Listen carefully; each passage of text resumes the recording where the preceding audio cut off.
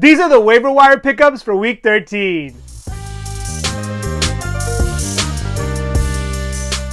Kicking it off is Keon Ellis. The Kings have won 5 games in a row, and Ellis has been a key part of their resurgence. The two-way guard has mostly built a reputation around his defense, but his offense has been equally as impressive as of late, particularly from deep. Over the past 2 weeks, Ellis has been a top 50 player, where he's averaged around 11 points, 3 rebounds, 2 assists, 2.5 steals, 0.8 blocks, and has knocked down 2.2 3-pointers per game in just around 30 minutes. With the Kings on a win streak, I wouldn't expect interim coach Doug Christie to mess with the lineups too much, which should allow Ellis to continue to log heavy minutes. At this point, he's a strong add in all category formats, but has some solid rest of season potential as well. Number 2 on the list is Quenton Grimes. The hits just keep coming in Dallas. First Luka, now Kyrie. With both stars expected to be on the shelf for the next 2 to 3 weeks, Grimes should continue to log heavy minutes and see a high usage rate. Since Luka went down at the end of December, Grimes has been excellent. Over his last 7 games, he's averaged nearly 16 points, 6 rebounds, 4 assists,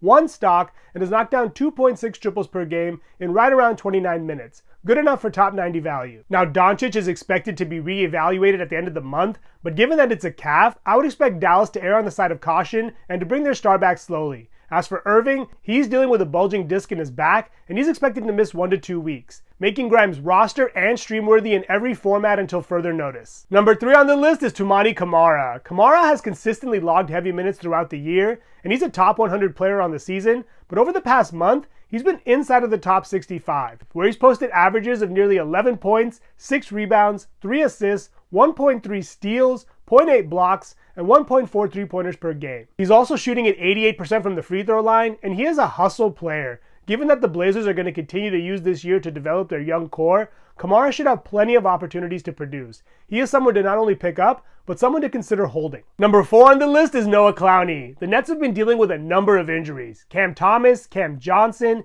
D'Angelo Russell, and Ben Simmons have all been in and out of the lineup over the past month, which has allowed Clowney to see his workload and his production steadily increase. He's been right outside of the top 100 for the past week, but is making a strong case to earn more minutes even when everybody returns. During this recent stretch, he's averaged nearly 15 points, 5 rebounds, 2 assists, 1 steal, and has knocked down 3 triples per game. Now, he is shooting at an underwhelming 41% from the field on the year, and he does have a ways to go as a defender, but his scoring, 3-point making, and rebounding make him worth picking up in most points leagues and as a specialist in category leagues. As an added bonus, he also gives you some nice roster flexibility. He can be played in the small forward, power forward, or center position. Number 5 on the list is Max Strus. Strus is more of a speculative add at this point, but I don't think it'll be long before he becomes a must-add in most formats. Since making his season debut a couple of weeks ago, he's seen both his workload and production steadily increase, and I think it's only a matter of time before he gets reinserted back into the starting lineup. We already know what he's capable of from the 3-point line, but if he can get his playing time closer to the 30-minute mark, he should be able to help out in most other categories as well. Over this past week, he's averaged nearly 10 points, 4 rebounds, 5 assists,